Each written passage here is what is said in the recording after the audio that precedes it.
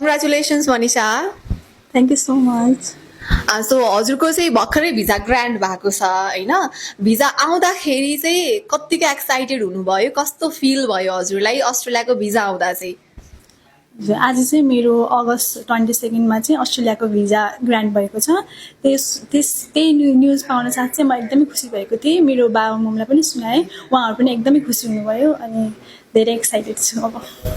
Okay, हजुरको चाहिँ PT class पनि तपाईँले ग्रेसमै कन्टिन्यू गर्नुभएको। आफ्टर पिटीमा स्कोर आइसकेपछि हामीसँगै प्रोसेस कन्टिन्यू गर्नुभयो। सो पिटीदेखिको भिजासम्मको जर्नी चाहिँ कस्तो रह्यो र पिटी क्लासको पार्टमा थोरै केही भनिदिनु न, तपाईँले हामीसँगै पढ्दा चाहिँ क्लास कस्तो पाउनुभयो, स्कोर कति आएको थियो?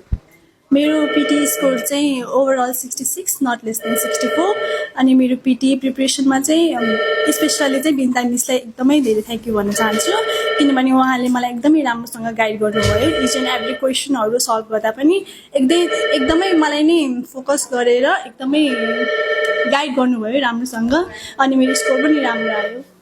ओके, पिटीको गाइडेन्स त राम्रो पाउनुभयो, स्कोर पनि राम्रो आएको थियो। फाइन, यतापट्टि अस्ट्रेलियाको भिजा प्रोसेसिङको जर्नी कस्तो रह्यो, डकुमेन्टेसनमा कतिको हेल्प अनि गाइड पाउनुभयो ग्रेस इन्टरनेसनलको टिमबाट चाहिँ?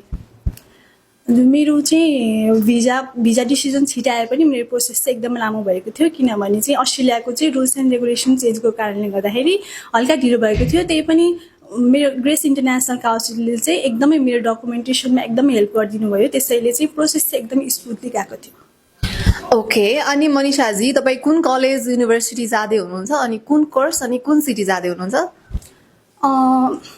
मैले चाहिँ टोरेन्स युनिभर्सिटीमा ब्याचलर इन कम्युनिटी सर्भिसमा एप्लाई गरेको थिएँ अनि यो कोर्स चाहिँ 3 वर्षको छ।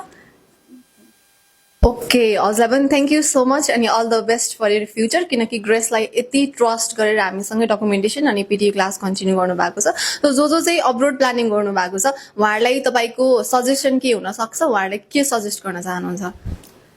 म चाहिँ यही ग्रेस काउसिटी इन्टरनेसनलमा चाहिँ आउनुको लागि सबैलाई चाहिँ विनम्र अनुरोध गर्दछु, किनभने यहाँको टिचरहरू सबै टिचर भन्दा पनि उहाँहरू चाहिँ एकदम फ्रेन्ड साथी अनुसारको चाहिँ उहाँहरूले गाइड गर्नुहुन्छ। त्यस्तो प्रेसर लिनु पर्दैन, यहाँ आउनु सक्नुहुन्छ अनि प्रोसेस चाहिँ स्टार्ट गर्न सक्नुहुन्छ अनि फाइनली भिजा आएको छ, हजुरको पनि भिजा छिट्टै आउनेछ। Thank you. Grace International, connecting life and learning.